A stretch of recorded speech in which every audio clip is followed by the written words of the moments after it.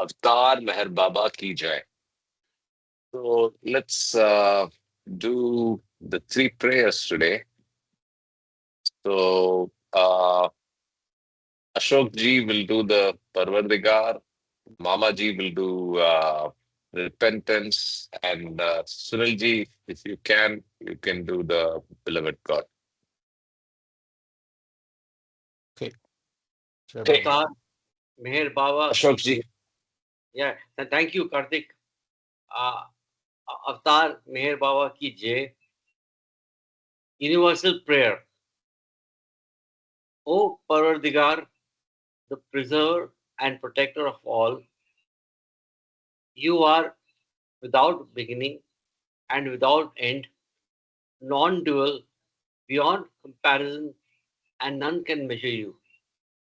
You are without color, without expression, without form, and without attributes. You are unlimited and unfathomable, beyond imagination and conception, eternal and imperishable.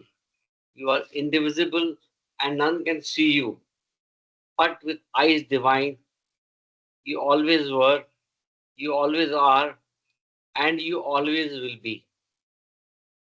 You are everywhere, you are in everything, and you are also beyond everywhere and beyond everything. You are in the firmament and in the depths. You are manifest and unmanifest on all planes and beyond all planes. You are in the three worlds and also beyond the three worlds. You are imperceptible and independent.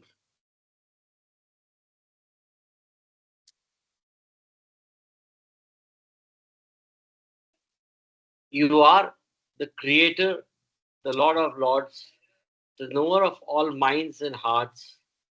You are omnipotent and omnipresent. You are knowledge infinite, power infinite, and bliss infinite. You are the ocean of knowledge, all knowing, infinitely knowing, the knower of the past, the present, and the future. And you are knowledge itself. You are all merciful and eternally benevolent. You are the soul of souls, the one with infinite attributes. You are the trinity of truth, knowledge, and bliss. You are the source of truth, the ocean of love. You are the ancient one, the highest of the high. You are Prabhu and Parmeshwar. You are the beyond God and the beyond God also. You are Parabrahma, Allah, Ilahi, Yazdan, Ahurmazd, and God the Beloved. You are named Izzat, the only one worthy of worship.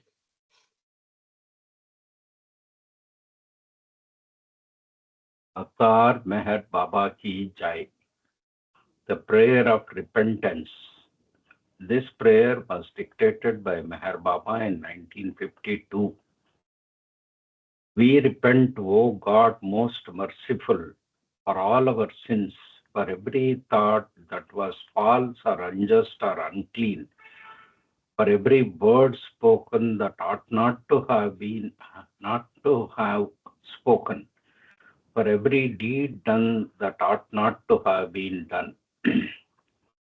We repent for every deed and word and thought inspired by selfishness, and for every deed and word and thought inspired by hatred. We repent especially for every lustful thought and every lustful action, for every lie, for all hypocrisy, for every promise given but not fulfilled, and for all slander and backbiting. Most especially also, we repent for every action that brought ruins to others, for every word and deed that has given others pain, and for every wish that pain should befall others. In your unbounded mercy, We ask you to forgive us, O God, for all these sins committed by us, and to forgive us for our constant failures to think and speak and act according to your will.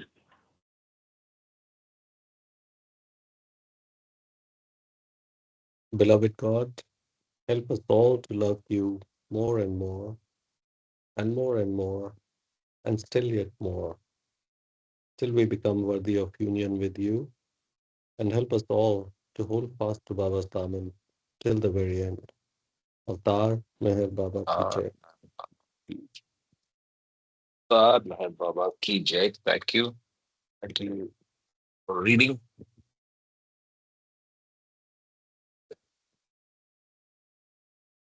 Okay, so before we start on where we are, I'll just finish off on that video. So, Sanjay ji, when you get to the last part, you'll actually listen to the one is, I think they're on the way back from Ellora right now, correct? Then you listen to how also he is going to Prague, the place where the accident happened, and he's the Yeah, yeah, first Baba lover to get there. So don't miss that. yeah. You told that Yeah, last week. yeah. It's very interesting. Now I know that how the idea of Ellora came up.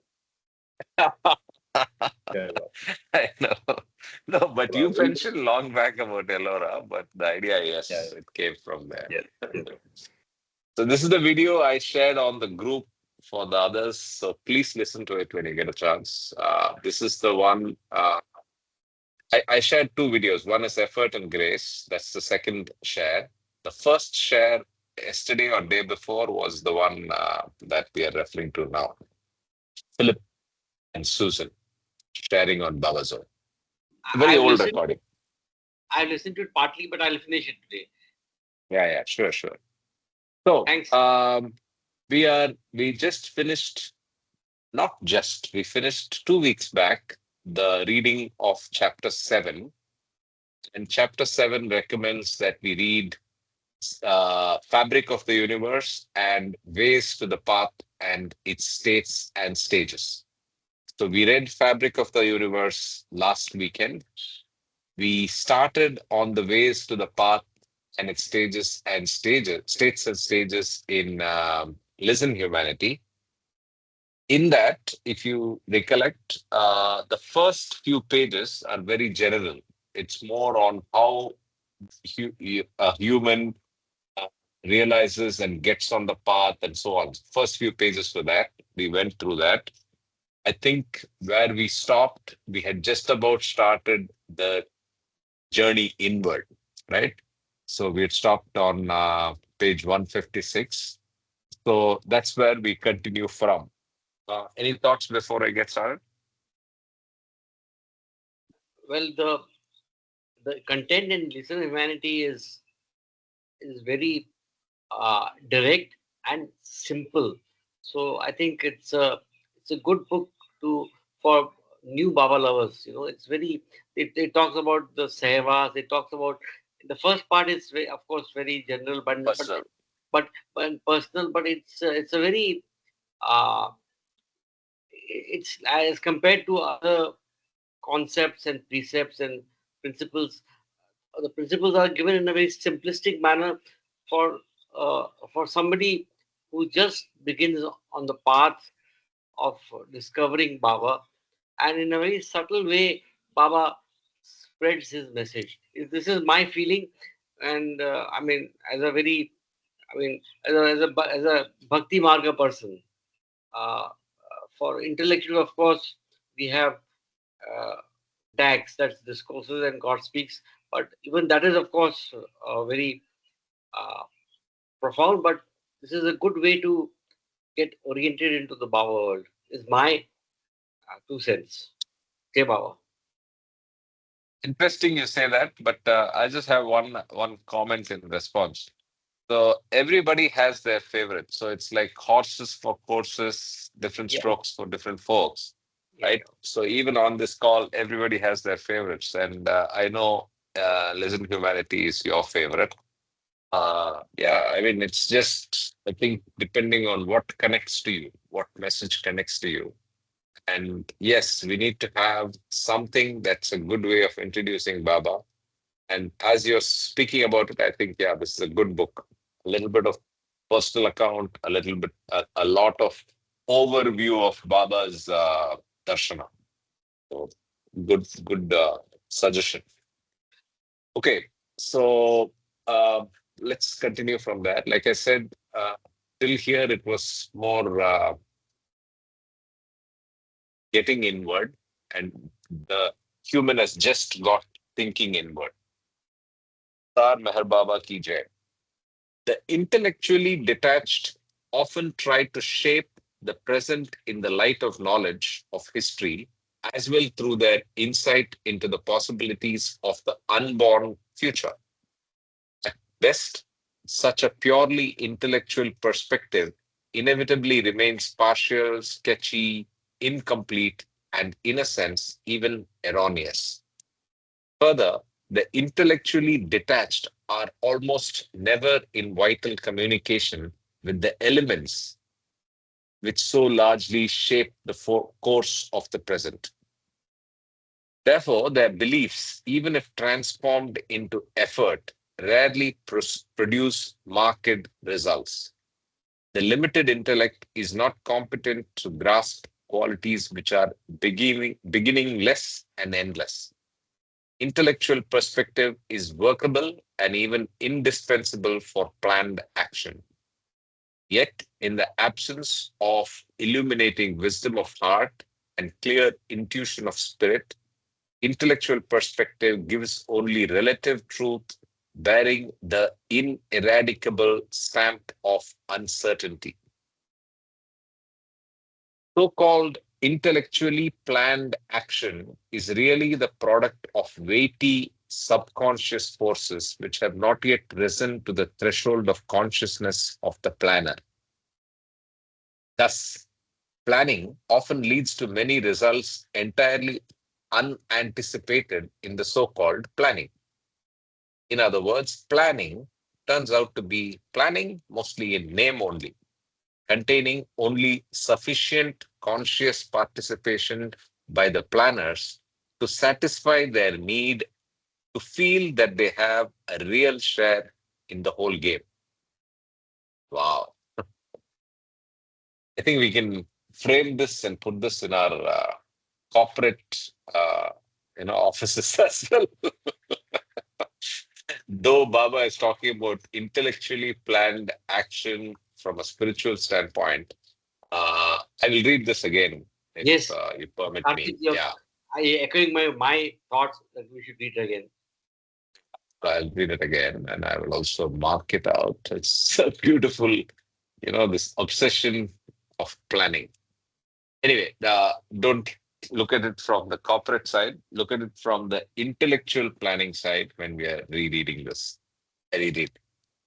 So-called intellectually planned action is really the product of weighty subconscious forces which have not yet risen to the threshold of consciousness of the planner. Thus, planning often leads to many results entirely unanticipated in the so-called planning.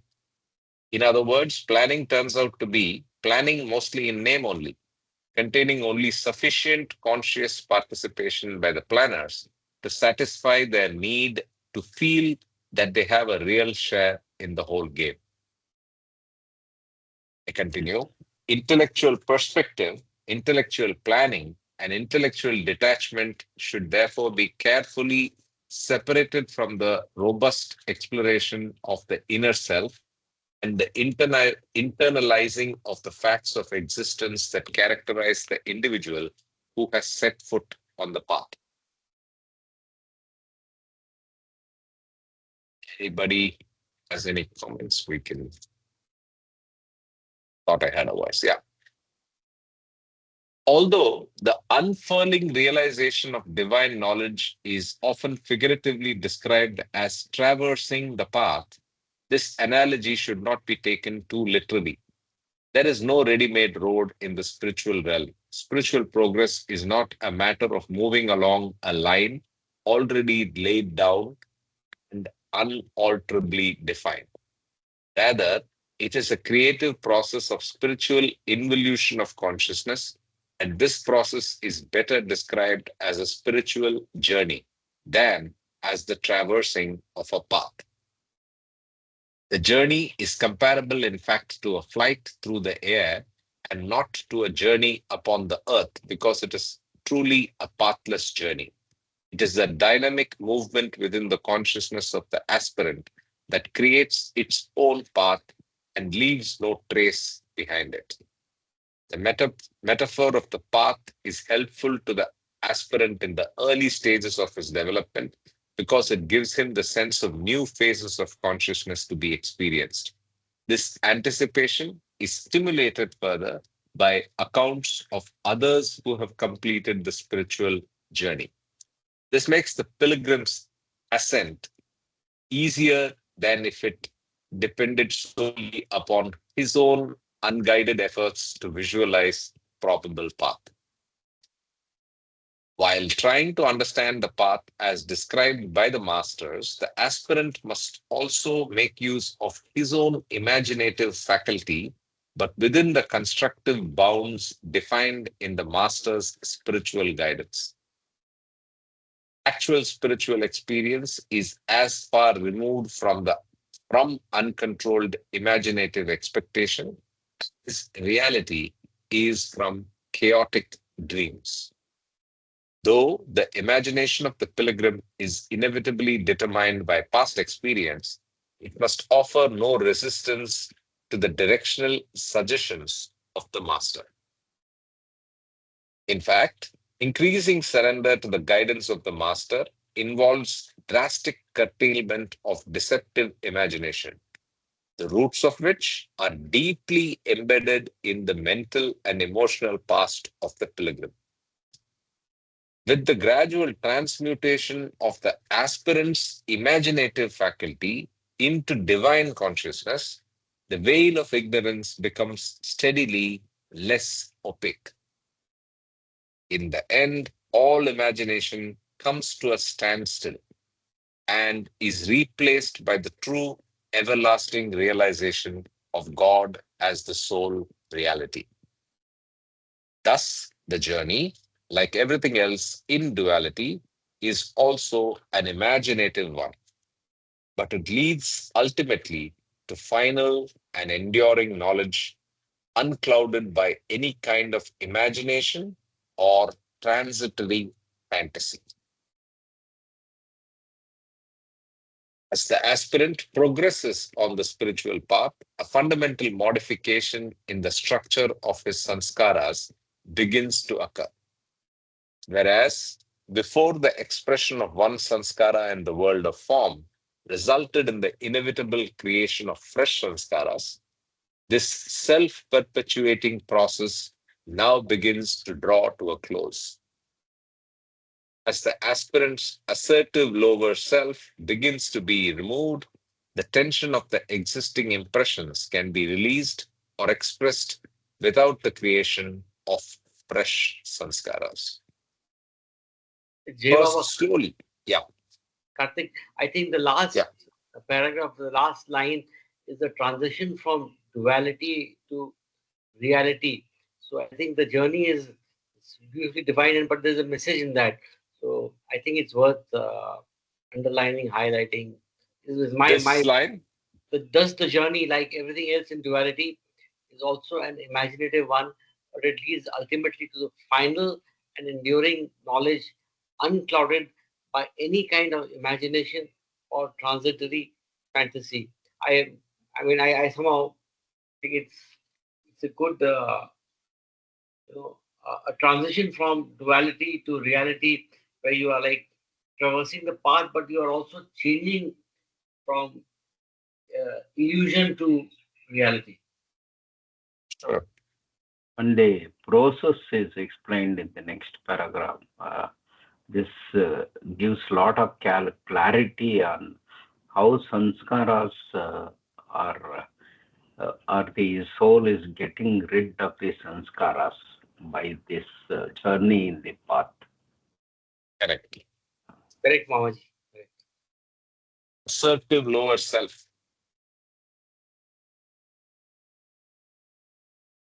Okay, let's continue.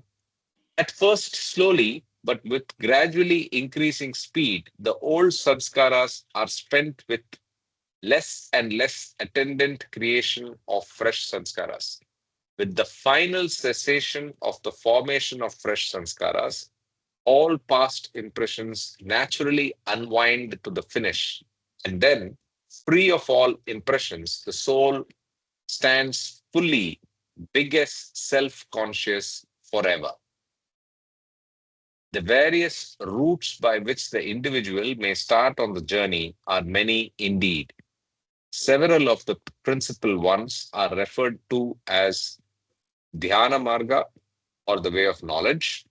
I should say Jnana Marga, Karma Marga, or the way of action, Bhakti Marga, or the way of devotion, and Yoga Marga, or the way of mental and physical discipline.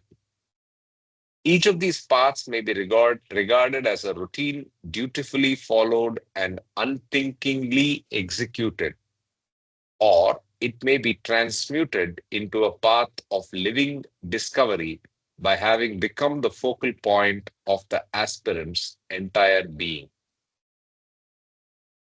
Jnana Marga, or the way There is a word here, uh, and unthinkingly executed. executed, yeah. So don't put your mind into effort. Just follow Yeah. the master's directions. Yes. Just easier said than done. But lower self always questions what's logic, wants to know more, and so on and so forth. And that's nothing but our sanskaras. Yes. Yeah. Continue. Jnana Marga, or the way of knowledge, may consist in the pursuit of speculative philosophy, either through independent thinking or in the study of existing systems of philosophic thought. Or it may be transformed through concentrating the mind and the entire personality on the truths hitherto mentally grasped. Such deep meditation of spiritual realities is aimed at assimilating their inner meaning and results in lifting them out of the category of intellectual playthings into animating principles which invade and gradually transmute the innermost core of the aspirant. Karma Marga, or the way of action, may normally consist of a life of service to humanity, a life in which effort is expended to improve the well-being of people through social, political, or physical projects. In such service, the motivating factor is usually a sense of duty, but often it is corrupted by the desire to achieve power, fame, or other personal gain. Regardless, the way of action creates in its wake many joys and many sorrows, much exultation and much disillusionment. It often creates further bindings for the soul and is frequently fraught with nagging restlessness due to the worker's expectation of specific results. As often as not, it results in enlargement of the ego rather than its deflation. On the other hand, internalizing this same way of action renders it pure, safe, and spontaneous. In such case, the aspirant may still be engaged in humanitarian work, but that work is no longer entangled in personal ambition. Such service is not a mechanical response to a sense of duty, but a spontaneous expression of voluntary love. Through it, man gradually becomes purer, is freed from many limitations, and finds peace of being as he becomes wholly detached from the results of his action. Under the enlightening influence of inner understanding, the life of action helps in the elimination of the ego mind and quickens the pace to attainment of truth consciousness.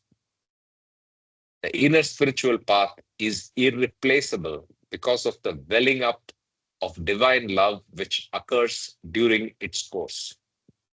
Even in Bhakti Marga, as the ordinary religious man of the world practices it, this upwelling of love is absent. It is only in the inner transformation of the way of devotion that the aspirant is initiated into that spontaneous love which needs no outer observance for its realization. Such love springs up spontaneously in the heart under the quickening touch of the Master's grace. Now, Yoga Marga. Yoga Marga, or the way of mental and physical discipline, is also capable of producing a complete transformation in the aspirant by unfolding the inner path of gnosis or irfan in him. In his attempt to gain control over mind and body, the worldly man often resorts to these yogic practices and austerities to achieve the discipline he covets. There are three main systems of yoga. Hatha Yoga, which consists of self-fortifying asceticism and physical austerities. Raja Yoga, which is the process of mental self-denial through resistance to all desires. And three, the positive system of pranayama, which consists in the awakening of the kundalini and meditation through an ascending order of exercises. It is characteristic of all the different systems of yoga that they emphasize the purification and preparation of bodies or vehicles of consciousness rather than concerning themselves directly with the onward movement of consciousness itself. The contribution of yoga is comparable to that of the physician who removes the ailments which have developed in the functioning of the internal organs of the body. The different systems of yoga, Hatha Yoga, is the most superficial. The self-imposed austerities represent, in a sense, pressuring of God or of a God-realized master for either power or realization. It is a kind of bargaining in which penance is undertaken with an ulterior motive. It can hardly be called self-sacrifice, for the things apparently denied oneself are denied in order that one might have something else. Ultimately, it reduces to intelligent selfishness. My God, what a paragraph. So this is about all the rituals and all the Hatha Yoga practices, but then you can't fight the logic of this. It is a kind of bargaining in which penance is undertaken with an ulterior motive. It can hardly be called self-sacrifice, for the things apparently denied, because you are not really denying it, you are just apparently denying it by force of a larger objective. For the things apparently denied oneself are denied in order that one might have something else. Ultimately, it reduces to intelligent selfishness. Or should we say unintelligent selfishness? Or, yeah, he's saying intelligent. Yeah, go ahead, Ashok. Sorry. You finish. Please finish. No. Go ahead. I'm done. I'm just saying that you have to be. It should be without any desire for a result. It has to be absolutely pure, and you should just be doing it selflessly, without any end result. Just do devotion and look for the grace of the perfect master. That means you have to be totally detached from result. That is the Gyan from Gita, Bhagavad Gita. That means just do the activity without any concept of result, or just do selfless action without any desire for result. This is what comes to my mind, and somehow this also relates me to the Bhagavad Gita.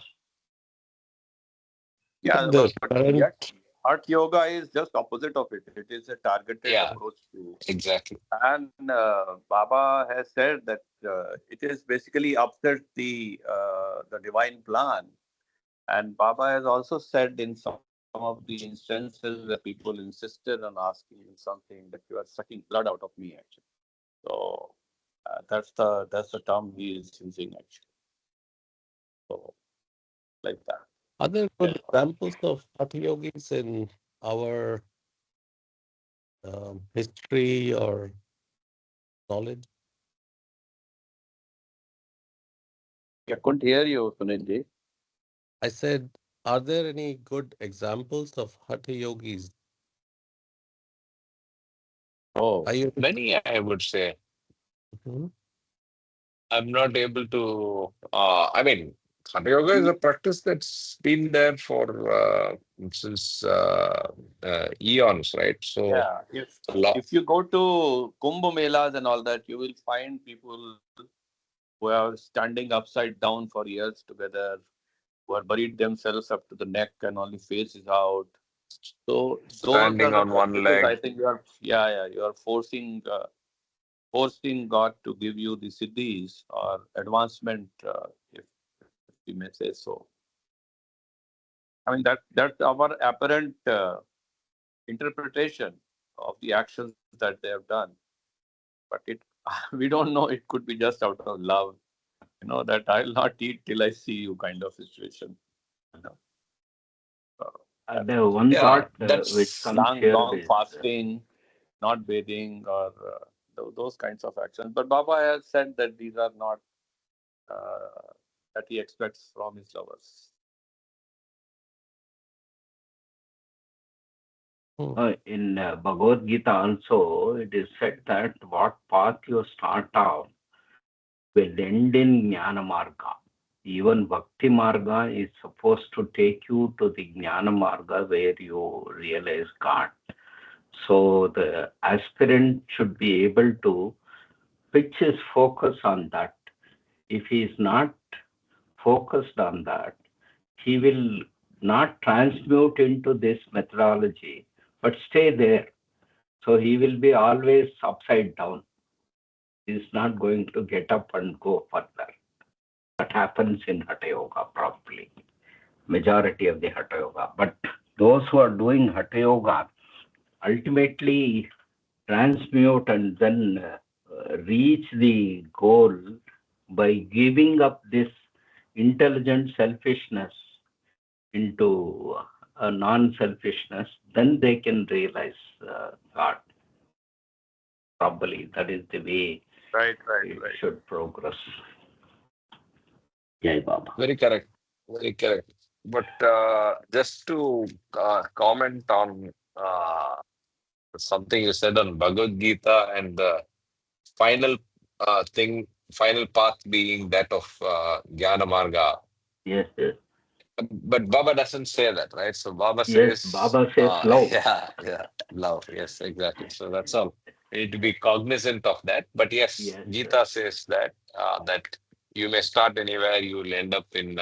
You have to embrace the path of knowledge, and knowledge alone triumphs. Right? But I would say that I mean the way to see that is knowledge alone triumphs is Gita's reference to Jnana Marga. I would say that I would argue personally that what it says is knowledge of true values, yes, realization of bigger reality, big understanding the true nature of illusion. That knowledge, that's all. Right? It's yes. not Jnana Marga. And that with love, which is what Baba is saying. Anyway, but let us not get confused or I, diverge from where we are. Yeah. I just want Sunilji. to add, Uh, add Karthik, Jai Baba, can I just sorry. add one line which I Yeah. read at MPR? They give these messages. I think that message is um, very direct. It says the ego can be dissolved only through real love. I repeat again, the ego can be dissolved only through real love. So I mean, it's just pure divine love, and of course the grace of the perfect master. This is one thing which I has gone into my memory. Jai Baba. Sure, Yes. sure. Sunilji, you're saying something. Yeah, Jai Baba. So I did a quick research on Hatha Yoga, and apparently this practice came about in around maybe 9th, 10th century. Matsyendranath, 9th, 10th century, founder of Nath tradition, Tantric Hatha. No. I think No? that's a bit misleading. This is much older than that. So Mm-hmm. maybe the organized reference came from Nath Sampradaya in 9th century, but this is what's the person who created Hatha Yoga? Mm-hmm. Mm-hmm. The name Yeah, I starts with a think you P. can take the example of even Ravana, who attained so many siddhis. Yeah, exactly. Yeah. So Yeah. those in the times of in the story of Ramayana, there are many who attained a lot of siddhis. They got a lot of astras. So that I think we can akin to Hatha Yoga. They Yeah. they they meditated Wh- and into penance for years together, and then got those boons, as we Mm-hmm. say in those stories, from God. Yeah, from Vishnu. Hey Baba. Yeah, he was Like the like Shiva Bhasmasur. follower. Bhasmasur's story is uh, also like that. Na? He got Yes, that yes. boon. He can kill anybody just by putting his hand on. And then God has to trick him to kill himself. Hey Baba. Mhm. the earliest, yeah, it's first century, but I'm trying to see there is a Muni who is, I mean, the saint that's credited with Hatha Yoga first, right? I'm not able to remember the name. It may not have Anyway, been recorded. I mean, you can just yeah, what is that's also recorded part of the we know. problem. What is not Will be recorded we don't earliest, know. yes. Yeah, We don't know. yeah. Exactly. So first recorded could be the Nath Sampradaya, which is there, Correct. but yeah.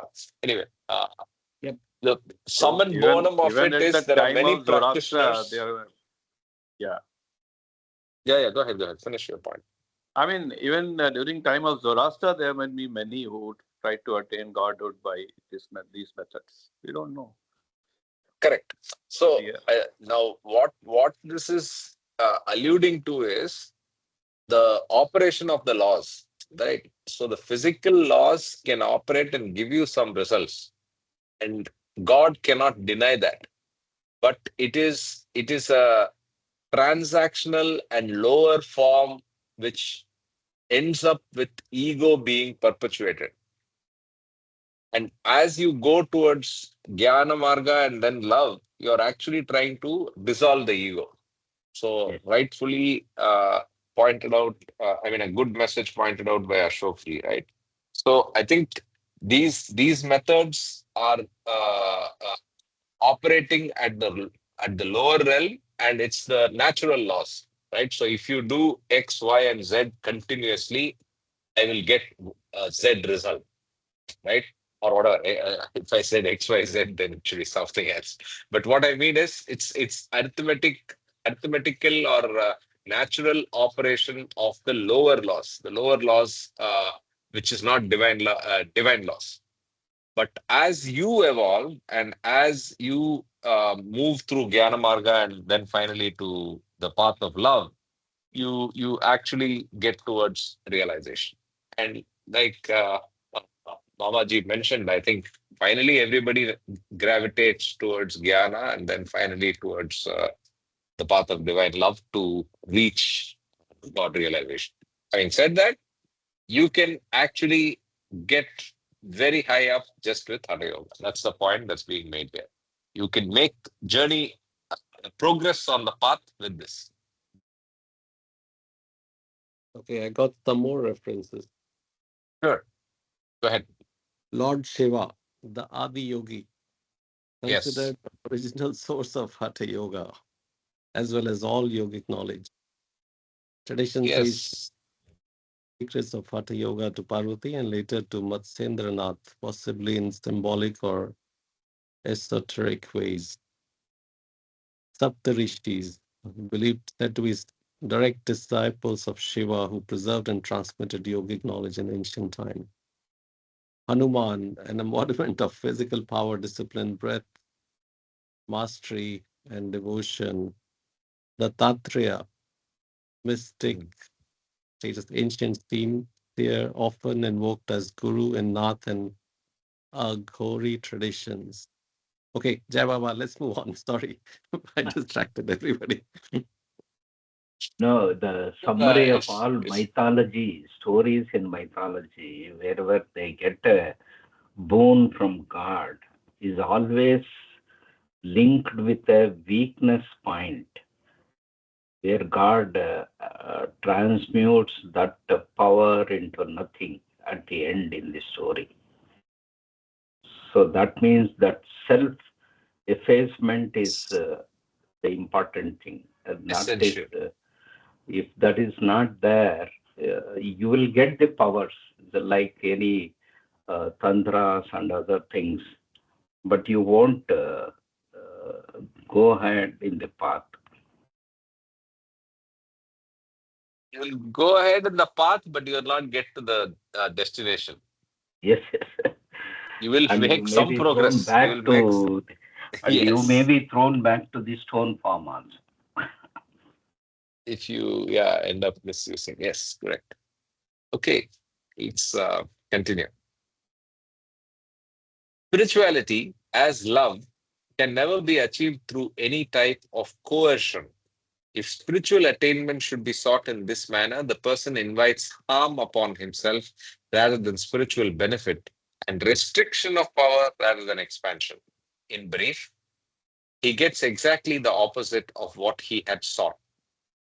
The yoga of mental self-denial through resistance to all desires, Raja Yoga, is chiefly negative in its method. It consists in a concentrated attempt to be freed from all good and bad wants which plague the mind. In following this method, the individual attempts to avoid all wants and desires. This in itself is a form of wanting, for it is wanting a state of wanting nothing.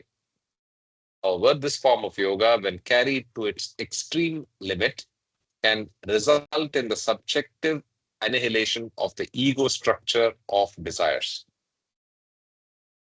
So, very interesting definition and a few important statements.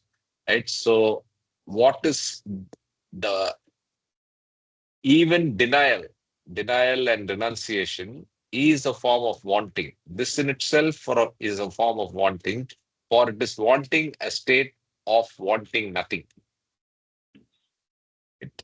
But there is some merit because this form of yoga, when carried to its extreme limit, can result in the subjective annihilation of the ego structure of desires. I continue. The positive system of yoga, consisting in the practice of pranayama, breathing exercises, gives increased control over prana or the vital energy.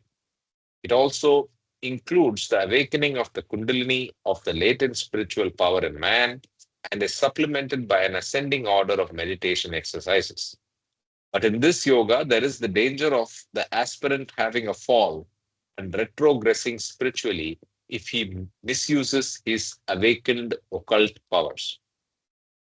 This he inevitably does if these powers are awakened before he is spiritually ready. Aspirant is therefore well advised not to take up this positive system of yoga except under the direct supervision of a master.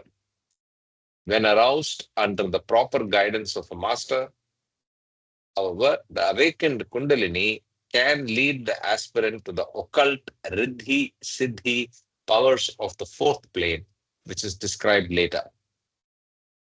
In any case, the highest attainment possible through pranayama, the breath exercise phase of the positive system of yoga, is that of the objective or semi-illumination of the fifth plane. Both the fifth and sixth planes of gnosis are states of illumination, but they may be either subjective or objective, depending upon the manner in which the illumination has been achieved. Positive systems of yoga lead to the objective illumination of the fifth plane, but such objective illumination can only be termed semi-illumination, for in it, God is experienced as without, and therefore sight of him is eclipsed or obscure.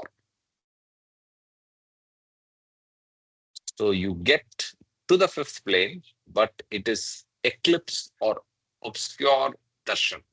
It's obscure view of God. In contrast, subjective or full illumination is brought about through the inner path of love, which brings about a blending of devotion, knowledge, and action. Such subjective illumination in the fifth and sixth planes has absolutely no element of obscurity because God is experienced within. In a sense, God is nearer the subjective realm than the objective, although ultimately he is inclusive of both as well as beyond both. Such are the traditional paths by which the aspirant may launch upon his quest for realization. The particular route by which the worldly man will start his search is determined by his temperament and environment. But when he enters the inner spiritual path, he seeks the truth of consciousness as it is. The quest for the real compels him to transcend the obscurities of the mind and the twistings which arise from temperament and environment. Even as the inner truths unfold, these factors continue to limit his consciousness, but he is now impelled to make a conscious effort to free himself from their entanglements. The first evidence in the aspirant of freedom from limitations imposed by the subjective mind is that he begins to understand without prejudice his own nature and environment. To react intelligently to environment is impossible unless its true meaning is understood. For example, a man habitually inclined to react cynically to all that is good in other people inevitably fails to appreciate the latent good in those whom he contacts. Consequently, he not only misses the pleasure of harmonious relationship with them, but is also prevented from utilizing the potential value of such experience for the good of others. Similarly, if a man erects his projects on an incorrect evaluation of environment, the energy which he invests in them may be wasted in spite of his enthusiasm. Correct judgment of environment and people is an important requisite of fruitful and right action. It requires in the aspirant both the capacity to rise above his personal prejudices and, more important, to understand them. Judgment befogged by personal bias renders right action impossible. Jai Baba Karthik, I think it's worth highlighting the correct judgment from that, the last two lines. Yeah. I have broken the rhythm, but I think it was. No. It's, I was also thinking of the last line alone, but what you say is even better.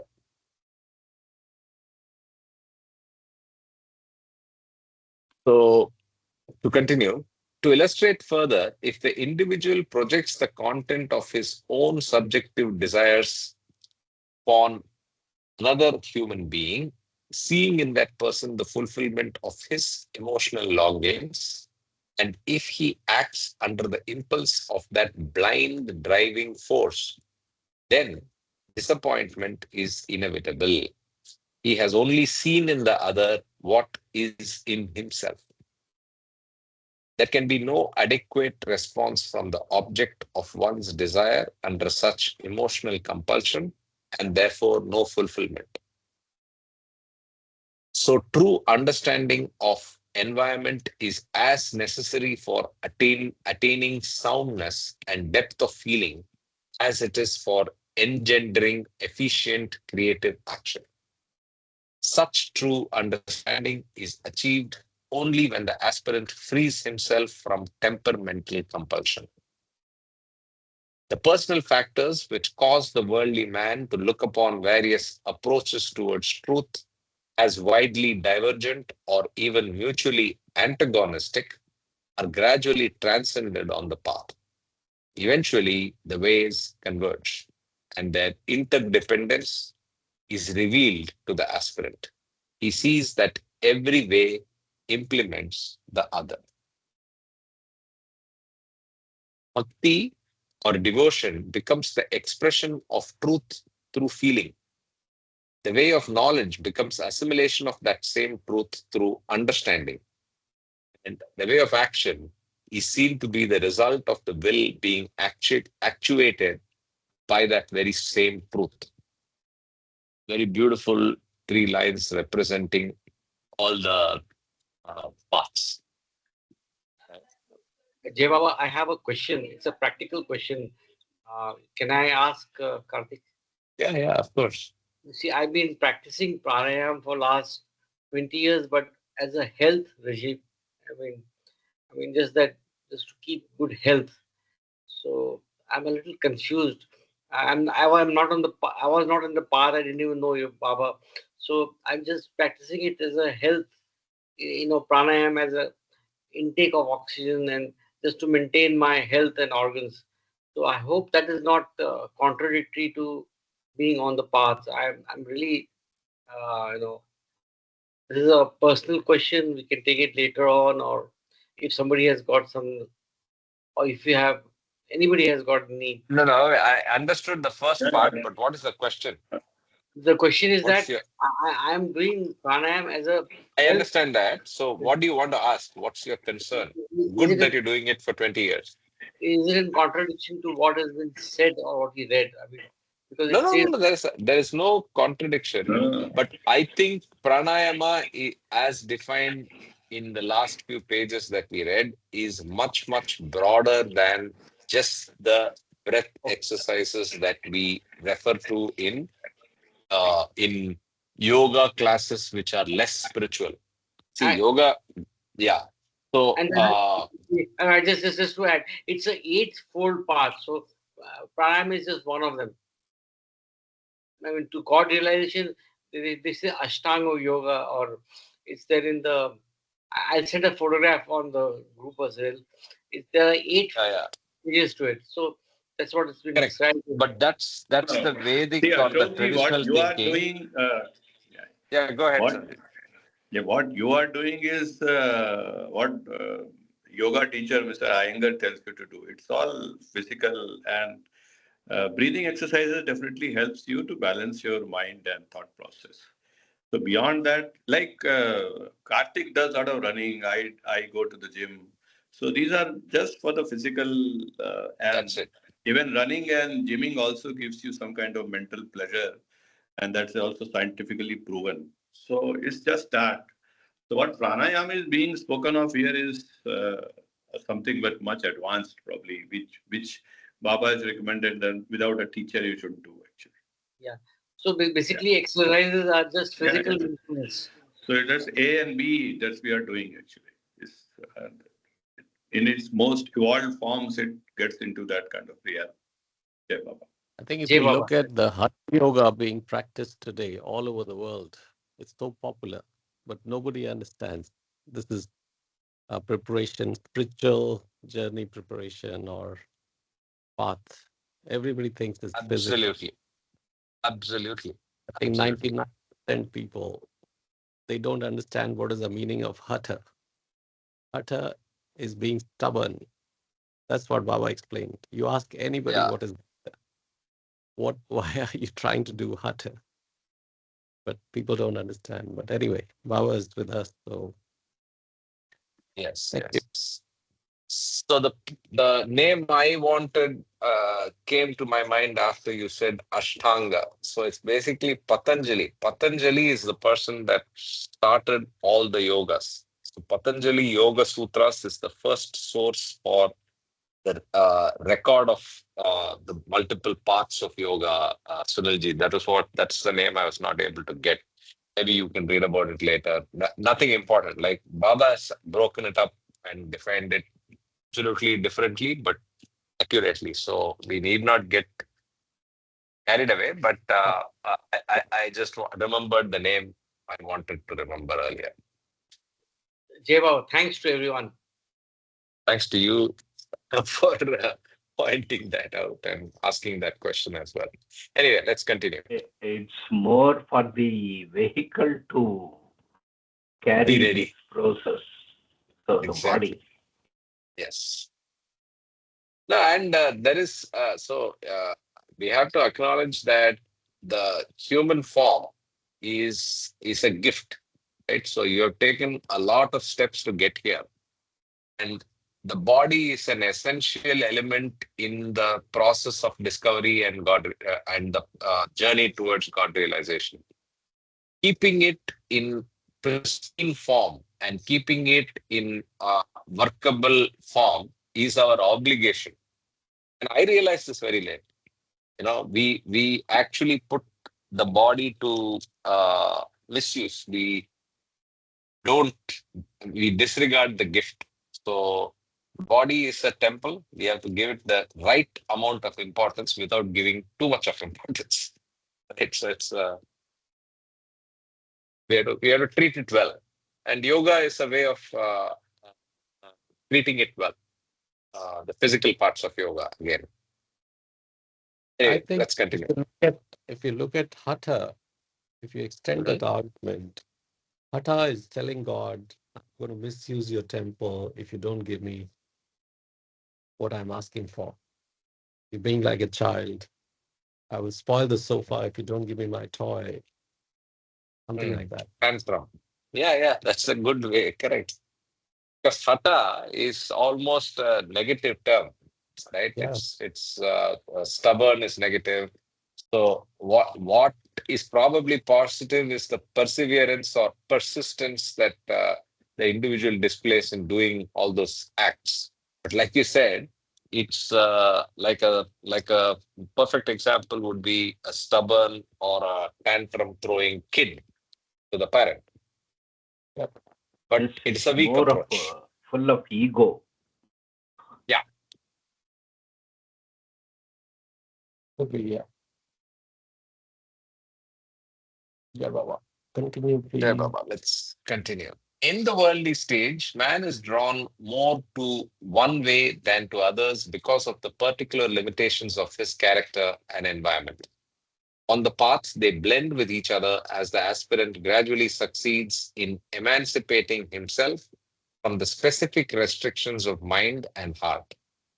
Even the dry, self imposed asceticism of yoga flower as the individual realizes divine love as he follows the inner path. It is possible by following any of the ways just discussed to lose the individual mind, the lower self, and yet retain complete consciousness. However, this is only true. However, this is only true when the zenith is reached through the inner path. I'll read the para again. It is possible by following any of the ways just discussed to lose the individual mind, lower self, and yet retain complete consciousness. However, this is only true when the zenith is reached through the inner path. Now, the magic pass. The easiest and safest way to lose one's finite ego is by surrendering completely to the perfect master or to the God man avatar, who is consciously one with truth. In them, the past, present, and future of the individual are drowned, and during his implicit obedience to the master, he is no longer bound by those actions, good and bad. Such complete surrenderance is complete freedom. Of all the high roads which take the pilgrim directly to his divine destination, the quickest lies through the God man, Christ, Messiah, Avatar.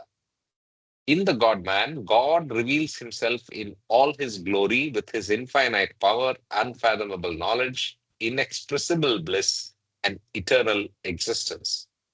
The path to the God-man is available to all those who approach him in complete surrenderance and unwavering faith. The magic pass. Okay, to the one who has unfaltering love for the God-man, the way to abiding truth is clear and safe. Such a one must waste no time playing with things that do not matter. Loyalty to the unchangeable truth, guided by enduring love, is the simple way that leads to God and abiding peace. Although God is more easily accessible to ordinary man through the God men, yet God also reveals himself through his impersonal aspect, which is beyond name, form, and time. Regardless of whether it is to be through his personal or his impersonal aspect, it is necessary that the aspirant seek him and surrender to him in love. When the aspirant contemplates only God without a second, there is no room for love for God or longing for God. The individual has the intellectual conviction that he is God.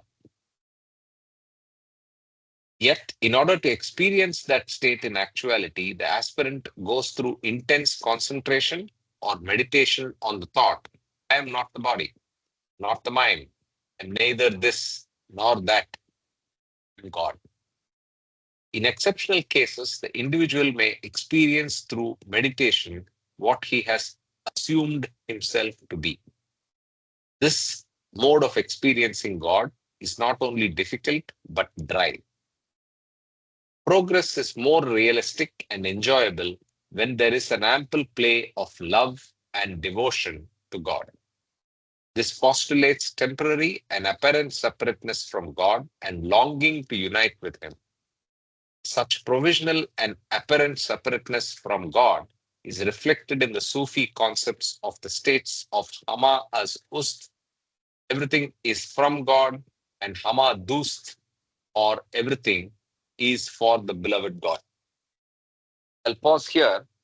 So here you're closer to Vishishta Advaita or Dvaita, right? So you're basically saying it's more, it's temporary and apparent separateness, and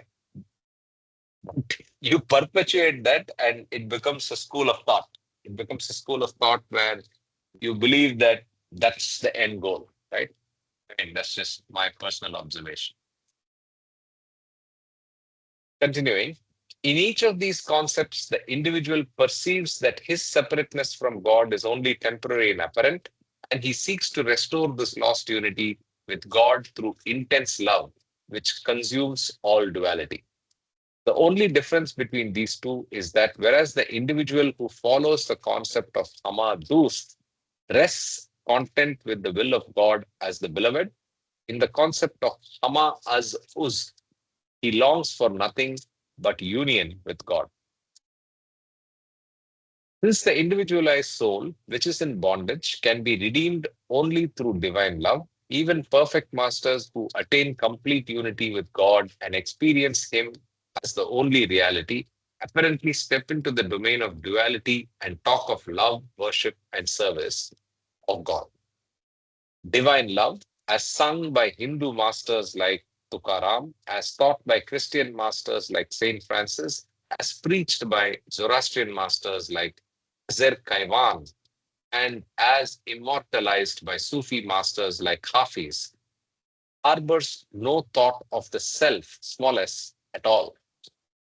It consumes all frailties which nourish the illusion of duality and ultimately unites the individual with God. Awakening of this divine love in the heart of the aspirant and the cleansing of his being is one of the functions of the God-man and the perfect masters. The life, love of a perfect master is unperturbed by desires or duality. Once the mind of the aspirant gets a glimpse into this life of true values, it protests against the bondage of desires and the cage of separative ego life. Perfect master acts from the truth with which he is one, and not from any limited ego consciousness. Hence, this help is more effective than all the unaided effort the aspirant himself can make. The perfect master does not give something which is not already with the aspirant in latent form. He unveils the real self of the aspirant and enables him to come into his own rightful divine heritage. Complete surrenderance to the God-man is not possible for one and all. When this is not possible, the other high roads which can eventually win the grace of God are loving obedience to and remembrance of the God-man to the best of one's ability. Love for God and intense longing to see him and be united with him. Being in constant company with the saints and lovers of God and rendering them wholehearted service. Avoiding lust, greed, anger, hatred, and the temptations of power, fame, and fault finding. Leaving everyone and everything in complete external renunciation, and in solitude, devoting oneself to fasting, prayer, and meditation.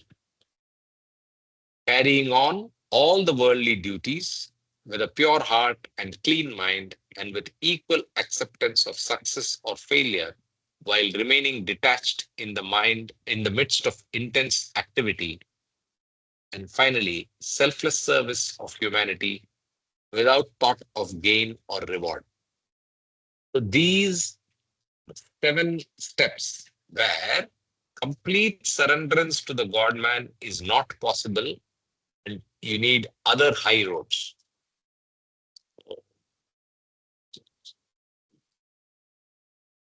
It's an alternative to. It's Multiple alternatives. correct. When you are not able to practice complete surrenderance. In the end, all walks of life and all paths ultimately lead to the one goal, which is God. All rivers enter into. I don't think we need to call this as alternative. Ultimately, whatever you do, you land up into this stream. So yes, correct. yes, I see what you mean. So and if you temporary. realize this, you start off with this itself. Don't wonder about doing so many other things. Yeah, I think that's a better nuance. That's the correct nuance. So it's not an alternate, but it's the apparent alternate, temporary alternate, which will finally be replaced by surrenderance. Better be replaced by surrenderance. No, when I said alternate, means that there are 7. You can adopt any one path. Like I mean, there's this practical, practical hints on how to be on the path. I meant that way. You see, like if you say loving obedience to remembrance of God man to the best of one's ability, and even if you do Nam Sparan without any uh, intent of result, that could be adopted by one. So as you said, different strokes for different folks. So you can adopt any one of the paths or all the paths, and it's a good practical dossier. Is what I meant. We, is, I didn't mean to say that they are mutually exclusive, but we can adopt any one path. Is what when I meant. Yeah. Yes. That's it.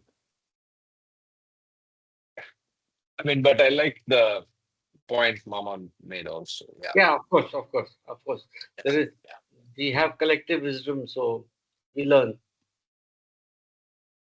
I'll read the last, one more reference to the 7 additional paths. The high roads are important because they take the pilgrim directly to his destination, divine destination, avoiding prolonged wanderings in the wilderness of complicated byways in which the traveler is so often unnecessarily confused.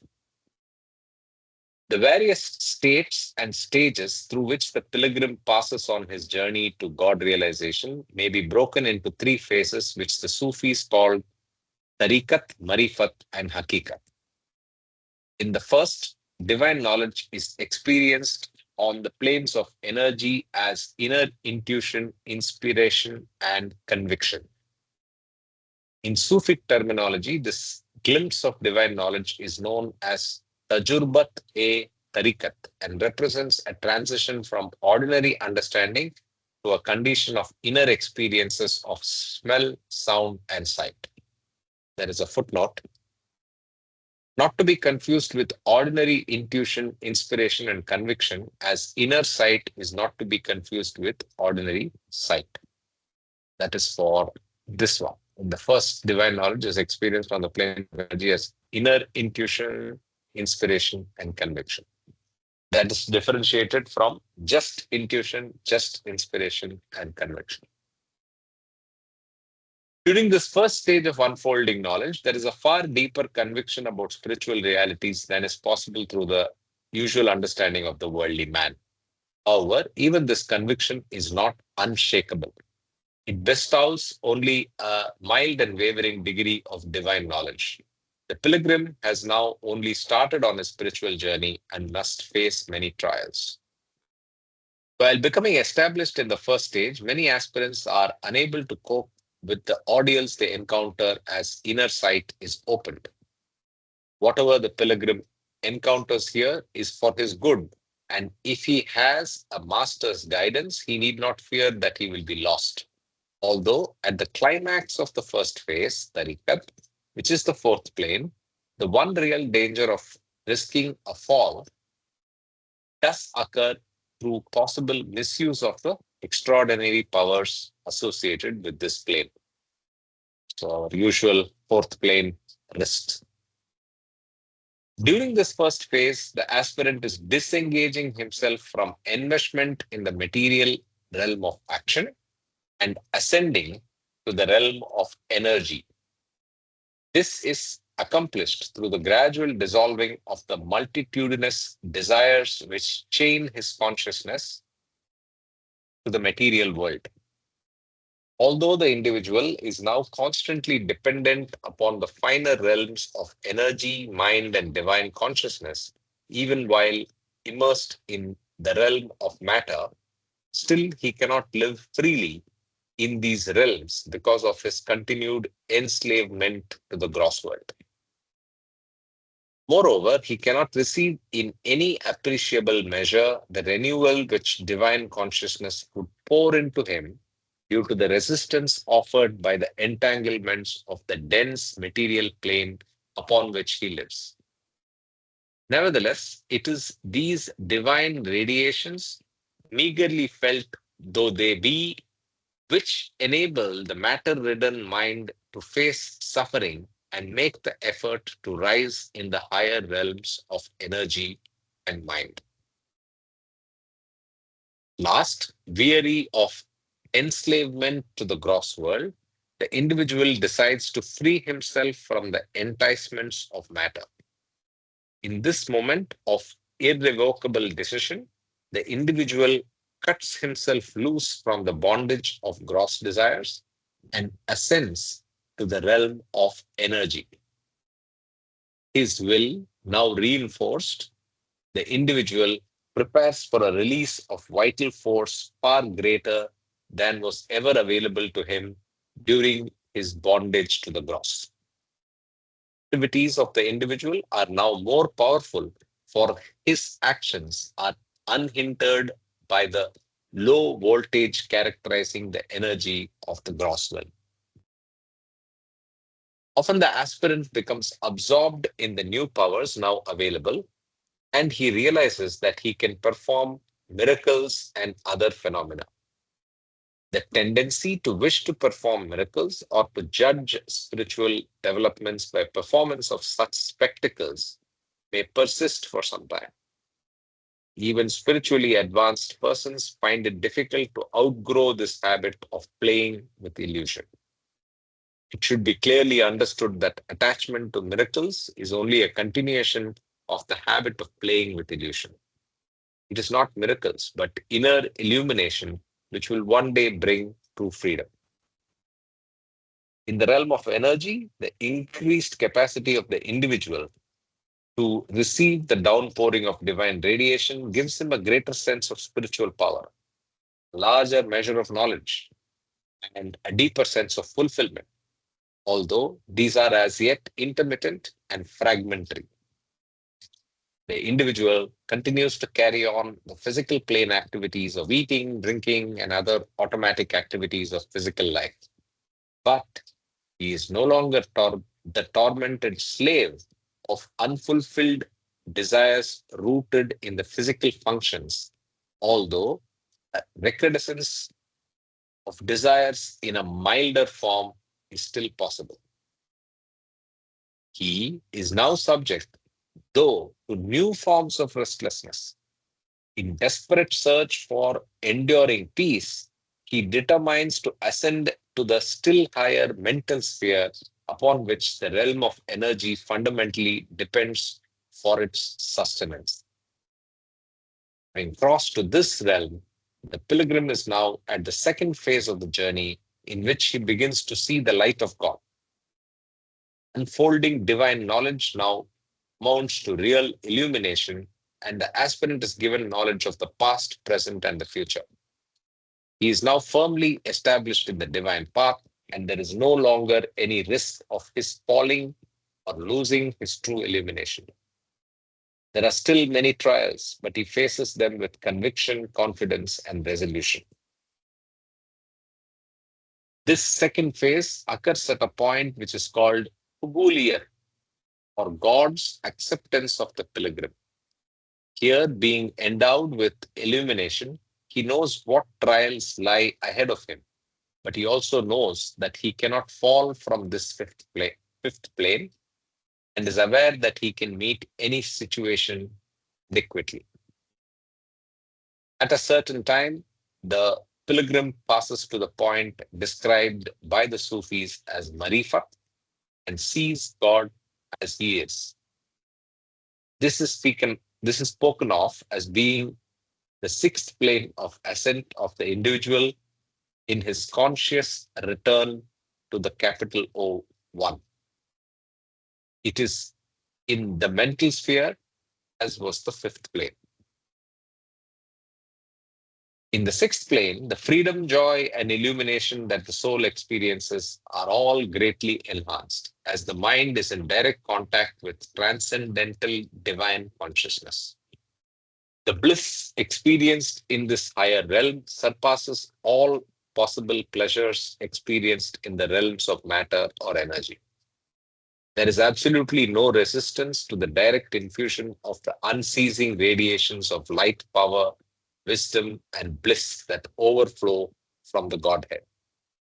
The individual's happiness is unutterable, his vision undimmed, his power unrestrained, his peace undisturbed, and his understanding suffers no slightest momentary impairment.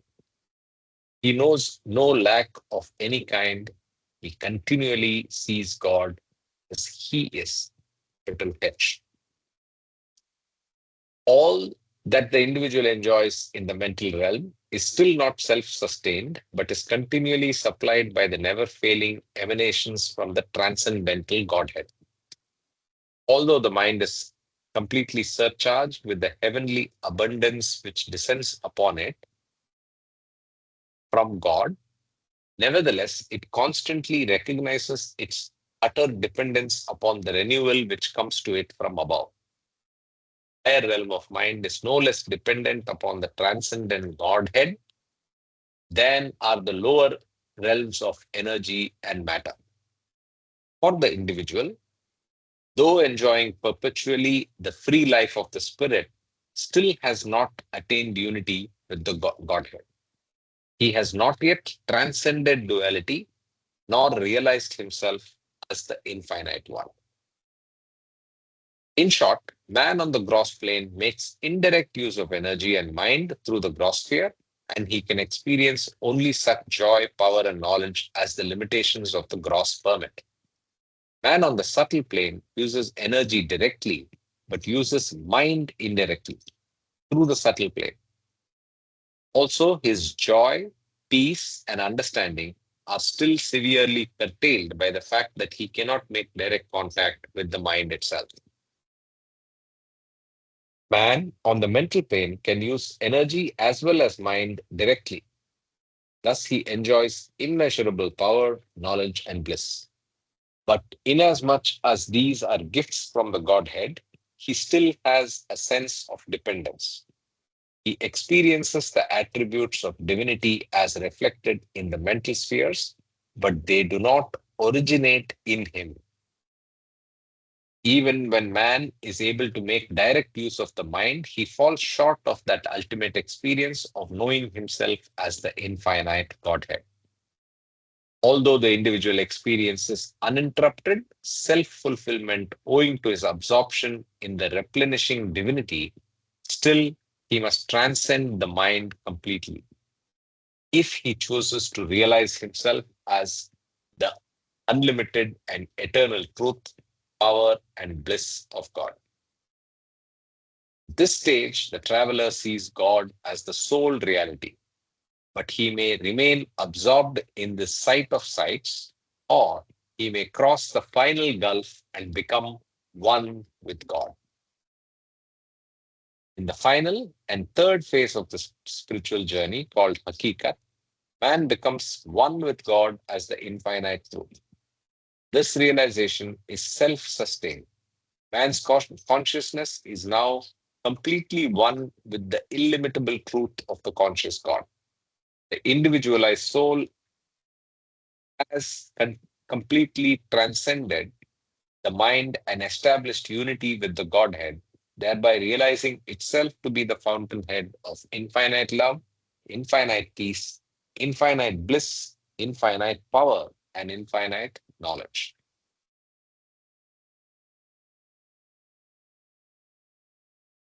Baba adds love and peace, infinite love, infinite peace, bliss, power, and knowledge. These attributes are now no longer received by the individualized soul as emanations from the transcendent Godhead, but are experienced as being the soul's own inalienable characteristics. Nor is this state of superabundance merely That's, one of self's, yeah, that above sentence, if you repeat, it is Vishishtadvaita to Advaita. correct. But then the key word here is the attributes. Please note, I'll read again on the line, Yes, but yes, please note the use of the word individualized. So again, underlining the persistence of individuality. yes. These attributes are now no longer received by the individualized soul as emanations from the transcendent Godhead, but are experienced as being the soul's own inalienable characteristics. Characteristic. Means the individualization persists. Nor is the state of superabundance merely one of self-sustained or unmarred spiritual self-sufficiency. It is a spontaneous overflowing in which divine consciousness sheds the glory of its superabundant life on one and all. In this state, God knows himself as God. The goal has been reached. To recapitulate, the realization of God as He is has required the complete surrenderance of the false individuality of the separate I. All sense of separateness and duality is only illusion, sustained by the sanskaras, impressions of the ego life and expressed through lust, hate, and greed. Through a pure life of selfless love and service, and by the grace of God or a perfect master, it is possible to brush away these limiting sanskaras. By transcending the illusory veil of separateness, the individualized soul comes to know itself as identical with God, who is the sole reality.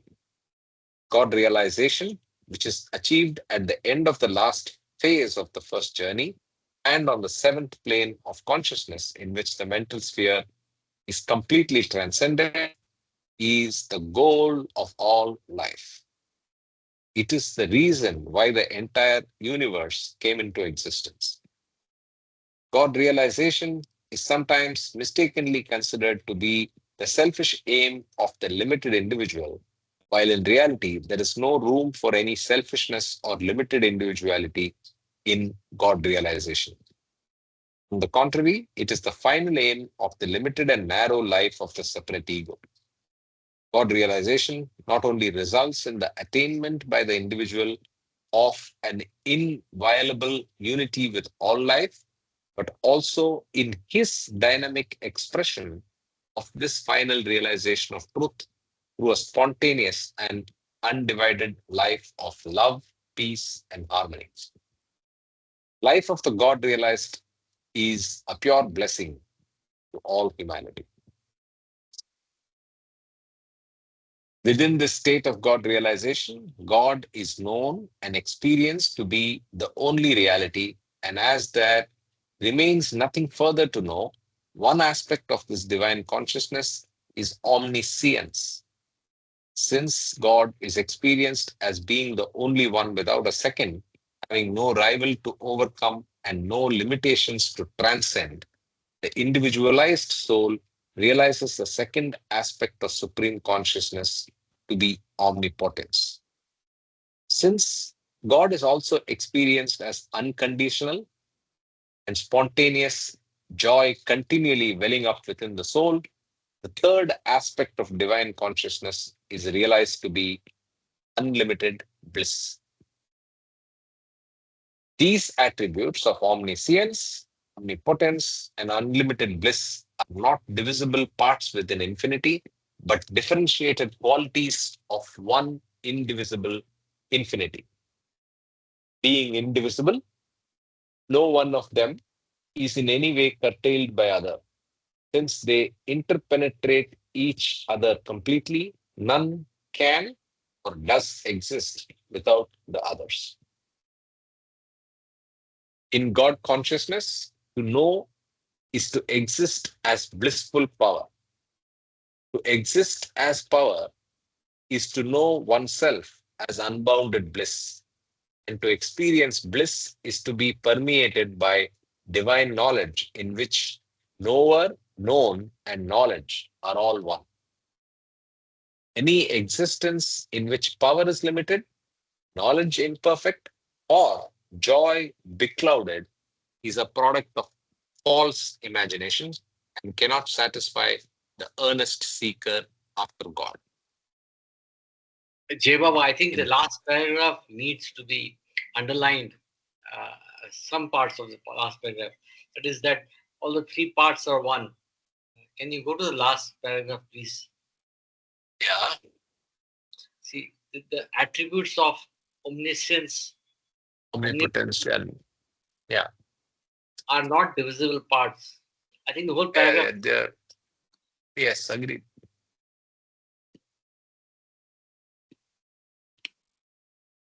But this is also very, very relevant. This whole chapter is very potent. Yes, yes, yes. I used to always feel why these three things are told as sort of unitary. That is power, knowledge, and bliss. Yes. So the answer is given here. It is all single entity with three different shades of say appearance or capabilities or something like that. And So they that becomes once interpenetrate again and cannot. this. So once we divide them into three, then it comes into the sphere of illusion itself, because Exactly. duality creeps in. But if it is a unitary thing, it goes to the reality region. True. That's why existence is the single word to describe God. That is my perception. Mamaji, valuable point. It says inviolable unity in one of the earlier paragraphs. So it's something which is truly unique, and it's all together. Yes. Okay, we have another 3 pages, but I don't want to rush it. We will finish it, and then there is also, then we can get back to part 8 if everybody agrees. Yes, yes. Yes, absolutely. And you can repeat one or two pages of what we have read now, the next reading. Yeah, maybe that's a good idea. Just remind me if I don't. Yes, yes. It's a good idea. Okay, so everybody have a great rest of Sunday and great week ahead. Thank you so much. Jai Thank you. Baba. Jai Baba. Jai. Jai Baba, everyone. Jai Baba. Thank you, everybody, and Karthik and Jai Baba. Jai Baba. Jai Baba. दर्शन दीजिए सब लोग थोड़ा एक बार. Oh wow. कहाँ पर हैं आप? हम आपके दिल में हैं. आप तो ही है, आप दिल में तो बैठते ही है, उसमें कोई दो राय नहीं है, बट अभी फिजिकली कहाँ है? दिल्ली में है,